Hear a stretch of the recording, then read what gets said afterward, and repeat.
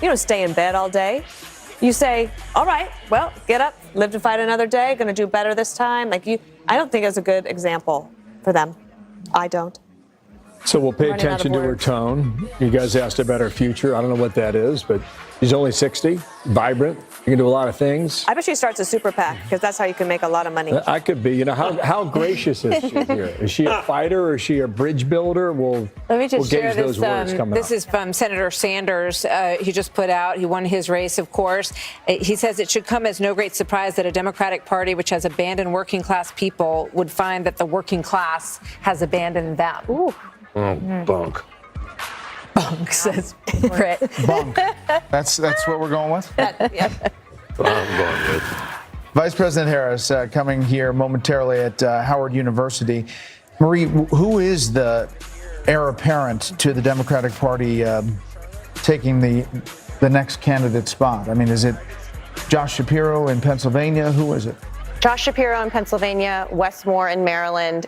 A lot of people talk about Gretchen Whitmer, governors. They have a lot of executive experience. I would add two more winners, building on what Dana said. Alyssa Slotkin and Tammy Baldwin in the blue wall outran Kamala Harris, retained their Senate seats. And Alyssa Slotkin, former CIA officer, knows national security. I don't think she's running for president in 4 years. But Democrats, there's the small silver lining today is that we feel very good about our bench, about folks we have on the sidelines. Pete Buttigieg, there are others, but if I had to pick three, it's the governors, Shapiro, Moore, and Whitmer. With the House likely going to Republicans, haven't called it yet. The Senate, definitely a Senate majority for Republicans, and the White House, Britt. There's a lot of runway for President-elect Trump to do a lot of things. Britt. Say that again. There's a lot of runway for the President Trump to do a lot of things. I was watching the screen. I couldn't tell who was speaking. Yeah. I guess I should have recognized your voice. That's all right. The House, Senate, if the House goes, which is likely to go Republican, House, Senate, and the White House, there's a lot of runway for... Well, there is, and it means that the president can probably enact his program, and then the question becomes, it better work. Because there's no excuses. You can't say I got blocked and I couldn't get the House and the Senate to work with me. That's what Karine Jean-Pierre never stopped saying throughout the whole. They couldn't get it done because the Republicans blocked it. Democrats won't be able to block very much. They'll be able to block some things, but not very many. So I would imagine it has to be immigration. It has to be something strong on stopping what's happening at the border. And the economy better not falter. Absolutely. And those are things that there's no doubt this new president and the former president will be raring to hit the ground running on. And it's something that I think a lot of people were baffled that this administration couldn't get a handle on earlier because it was clearly going against them. Haley. Looks like the press pool has moved in, so we could get close. I've been on the back end of this 18-minute delay before. It's quite something. I would just say I communicated with Speaker Mike Johnson today, and he told me he's very bullish, as we've heard, about keeping the majority there and actually expanding it. And he talked about his aggressive 100-day agenda and this playbook. And he loves this sport analogy. I'm sure many of you have heard it of, I'm the quarterback along with the Senate Majority Leader for this aggressive 100-day agenda. And I think President Trump, he's going to get it right this time because there was that Affordable Care Act repeal failure we saw right out of the gate in 2016. I think he learned his lesson. He'll be rearing ready to go with a mandate, having won the popular vote like you've never seen before. Sorry, we all just 5 minutes. got a 5-minute warning to go. And 5-minute warning. Yeah, let's go back to senior White House correspondent Jackie Heinrich, live at Howard University. 5-minute warning, Jackie. What do you have? Yeah, 5-minute warning, not much, except for they just called for a medic behind the DJ booth. We still don't know really who's in this crowd. That was one of the things that the campaign never got us an answer to yesterday, what their connection was to the vice president, how many were here, who was invited. And now we've seen some folks that we recognize just from covering politics in Washington, D.C., but there are several thousand out here waiting. And in the meantime, we're hearing from sources within Democratic circles. There's a lot of mudslinging going on right now, actually, because if you recall, there were no Obama-era big names attached to Biden's campaign when it was Biden's campaign. When it became Harris's campaign, some of those Obama people came back in. And now there's a semi-public mudslinging happening over, you've got David Plouffe, for instance, basically blaming President Biden for Harris's loss, saying that he dug a hole so deep she could barely climb out of it. And I'm hearing from Biden loyalists a reaction to that Biden beat Donald Trump, something that David Plouffe certainly didn't do this time around, trying to support Harris. There's been a lot of debate over whether or not replacing Biden was the right idea, or certainly whether the decision to not use him on the campaign trail was a good idea. You recall when Vice President Harris went to Scranton, she didn't even say Joe Biden's name one time. And you saw Harris underperform President Biden, especially among union households. There's also an examination of her performance among Hispanic men in several states, some conservative constituencies who tend to be pro-life. As one source put it, they had a hard time messaging to Latino men in states like Georgia, Arizona, Nevada, because the progressive messaging does not resonate with those groups. And so there's a debate over whether Harris was, in fact, too liberal of a candidate, or certainly didn't stake herself out to be believable when she tried to take that moderate mantle. So really just a lot of sadness, I think, among people who wanted to see her win and waiting to see what the message is. We're hearing some cheers behind us. I don't see anyone notable, though. Governor Walz. It'll be curious to see what the message is. Governor Walz just walked in. It is quite something, Dana. You've been in this position on the other side, as have you, Kayleigh. But, you know, these people waited at 1:30 in the morning. Yeah. Mm-hmm. And now we're working on 23 minutes late for a concession speech. Yep. So a lot of these people probably worked in the vice presidential office. A lot of people here, students on campus with hopes and dreams. If they weren't asked for their money, relentlessly, they were asked for their time and their efforts. And then to wait all night last night to see that they knew what the results were, and to not hear anything until today. They look like they're fine. Like maybe nobody cares about that but me. But this is Kamala Harris's stepdaughters who have just come in the front row here, and Tim Walz looking sad. You know, I show up at work before the sun comes up, and this morning I was flipping around the channels and just trying to get a flavor for what people were talking about, and there was a lot about. Is she coming out? It sounds like they are announcing her. I'll hold that see the vice presidential give seal. It back to you, Martha. All right, let's listen in. Here she comes.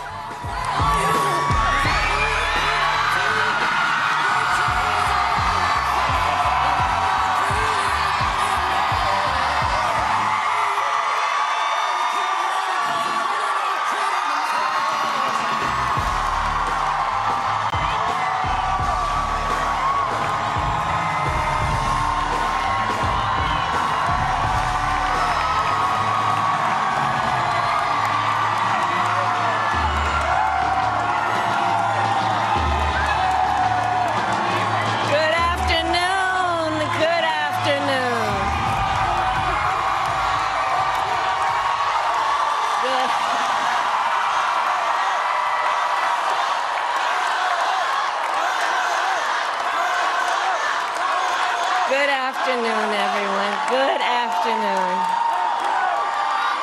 Good afternoon. Good afternoon. Thank you all. Thank you, thank you. Thank you, thank you. So let me say, and I love you back. And I love you back. So let me say, my heart is full today. My heart is full today, full of gratitude for the trust you have placed in me, full of love for our country, and full of resolve. The outcome of this election is not what we wanted, not what we fought for, not what we voted for, but hear me when I say, the light of America's promise will always burn bright. as long as we never give up, and as long as we keep fighting.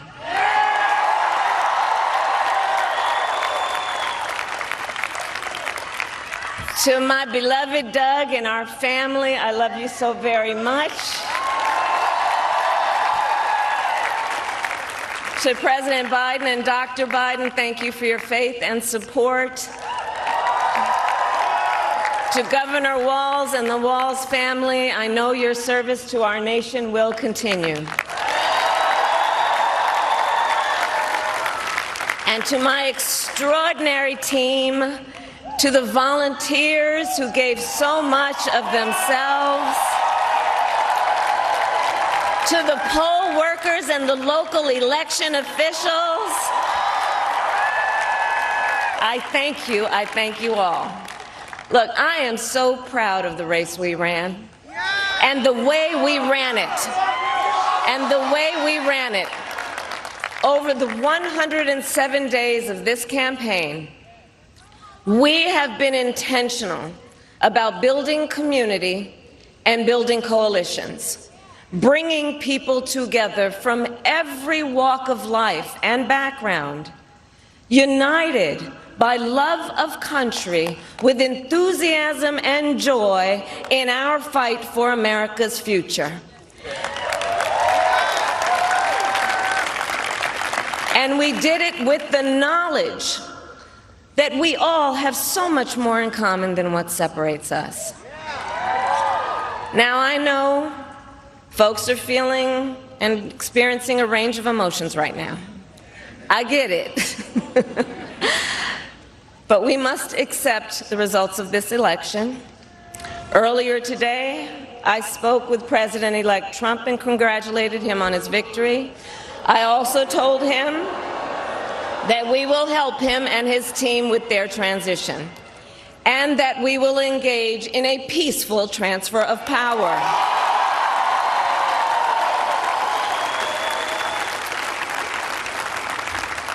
A fundamental principle of American democracy is that when we lose an election, we accept the results. That principle, as much as any other, distinguishes democracy from monarchy or tyranny, and anyone who seeks the public trust must honor it. At the same time, in our nation, we owe loyalty not to a president or a party, but to the Constitution of the United States.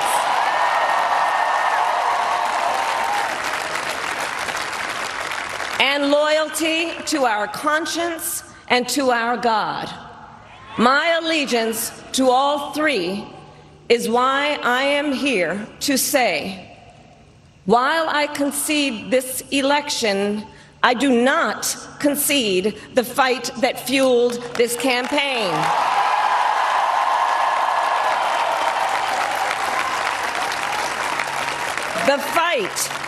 The fight for freedom, for opportunity, for fairness, and the dignity of all people. A fight for the ideals at the heart of our nation, the ideals that reflect America at our best.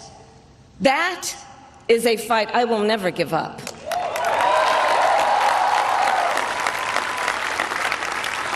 I will never give up the fight for a future where Americans can pursue their dreams, ambitions, and aspirations, where the women of America have the freedom to make decisions about their own body and not have their government telling them what to do.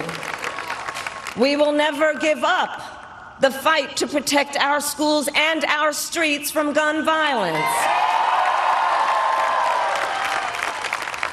And America, we will never give up the fight for our democracy, for the rule of law, for equal justice, and for the sacred idea that every one of us, no matter who we are or where we start out, has certain fundamental rights and freedoms that must be respected and upheld.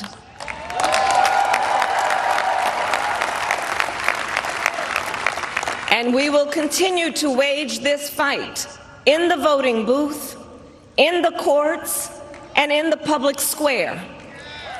And we will also wage it in quieter ways, in how we live our lives, by treating one another with kindness and respect, by looking in the face of a stranger and seeing a neighbor, by always using our strength to lift people up, to fight for the dignity that all people deserve.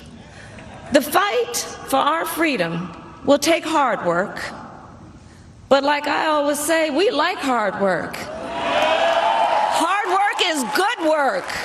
Hard work can be joyful work. And the fight for our country is always worth it. It is always worth it.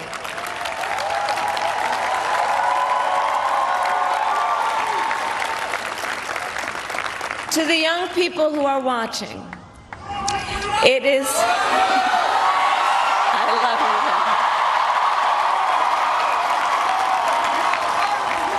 you. To the young people who are watching, it is okay to feel sad and disappointed, but please know it's going to be okay. On the campaign, I would often say, when we fight, we win.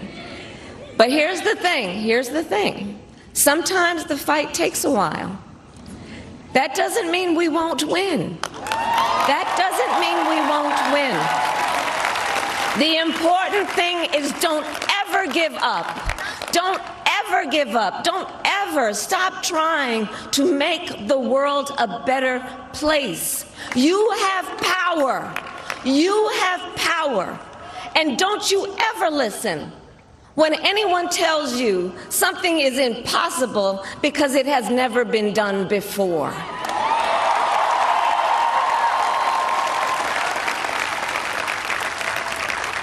You have the capacity to do extraordinary good in the world.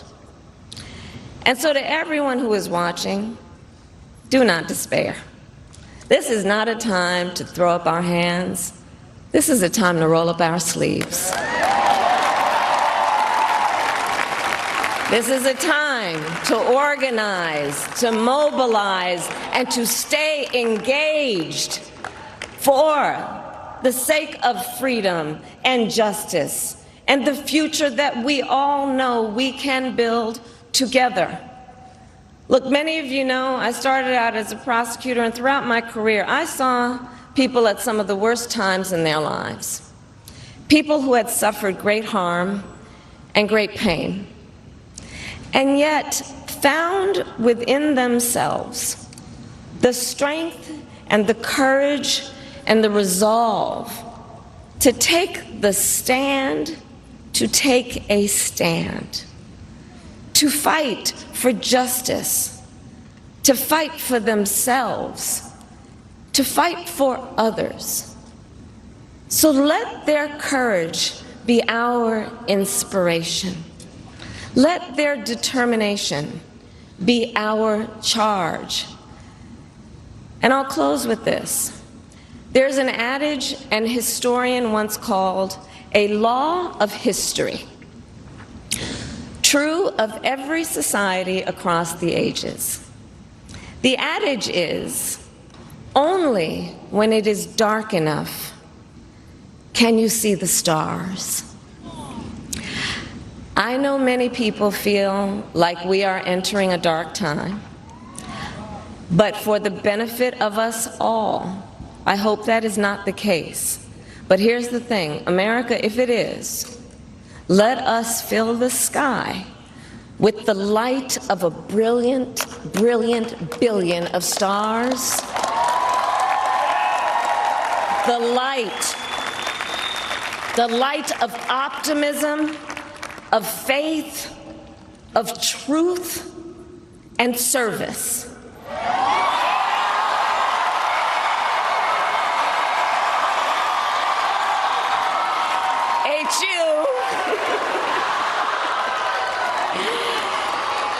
And may that work guide us even in the face of setbacks, toward the extraordinary promise of the United States of America. I thank you all. May God bless you, and may God bless the United States of America. I thank you all. Vice President Kamala Harris in a concession speech in which she said the light of America's promise will always burn bright as long as we keep fighting. She said she'd often say on the campaign trail, when we fight, we win. But this time saying, here's the thing, sometimes the fight takes a while. She went on to say, it's going to be okay.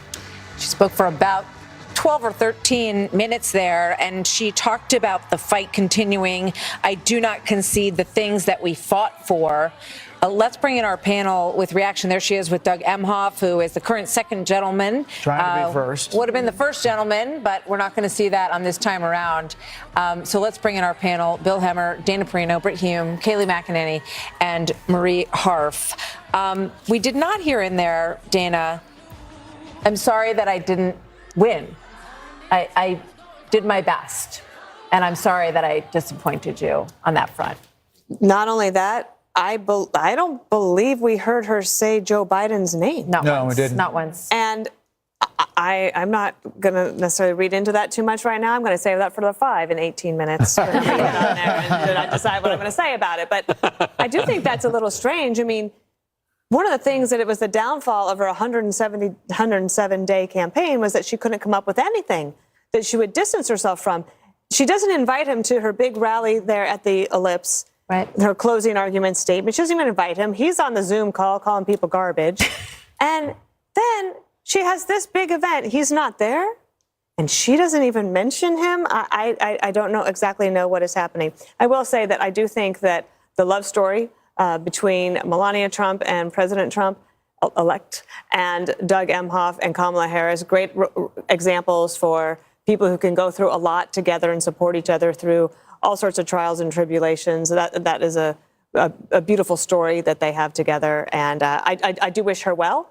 But I think it's pretty obvious why she didn't win. She may have thanked Joe and Joe Biden at the beginning, at the very, very beginning. Britt?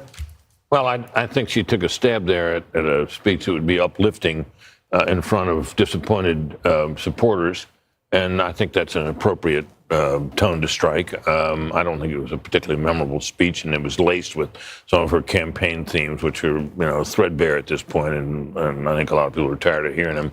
But the question is whether she rides off into the sunset, basically never to be heard from again. Maybe she was hoping that something in this speech would head off that outcome. I have my doubts. I have confirmed she did at the very beginning. One of the main things, Marie, that was the focus of her campaign in many ways, and the thing that I heard the most from people who supported her, was this taking women's freedoms away issue. I think it really was the thing she spoke the most passionately about. And I find it very interesting in the abortion referendums that we saw last night. Most of them passed, and they passed in states in some cases where President Trump won, which to my mind is exactly the SCOTUS decision. They said, now we're splitting this, right? It's not a federal issue, it's a state issue. And people voted on it at the state level, and then they did something different at the federal level. So what's wrong with that? Well, this is one of the questions Democrats are asking themselves today. How could that happen in some of these states? Because Democrats have said during this campaign, don't trust that Donald Trump and his administration won't try and curtail their rights even further. That's one of the postmortems that I think Democrats are going to be looking at this campaign. In terms of the speech, I thought this was really a call for civic engagement.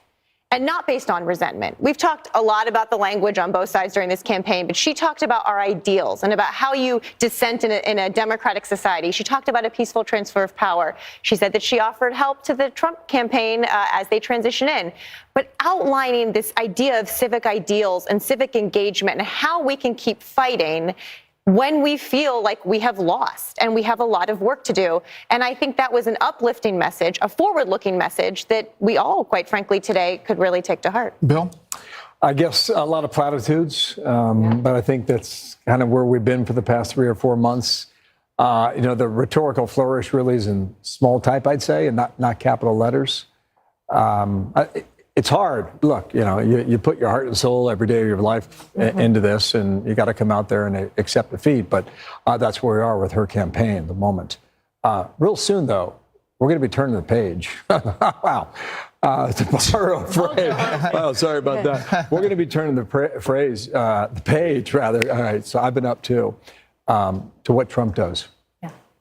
What's he do? What's he do with this majority? What's he do back in the Oval Office? It's going to be, as Dana and I like to say, a deep read on the weekend. Yeah. Taking some thoughts. Look, that speech was not particularly reflective at all. We heard several rote campaign lines. I would not even call it unifying. Yes, there was the line about helping with the transition, but there was also the line that you owe your loyalty not to the president, but the Constitution, as if your rights are about to evaporate. The word fight was used 6 or 7 times. Yeah. Fight, fight, fight. Right. Notably absent. The only thing she had in common with Hillary Clinton was it was a 12-minute speech. The absent line was, I hope that he will be a successful president. Mm-hmm. That is what Hillary said. We did not get that today. Okay, the other thing I had, she did not say the word congratulate.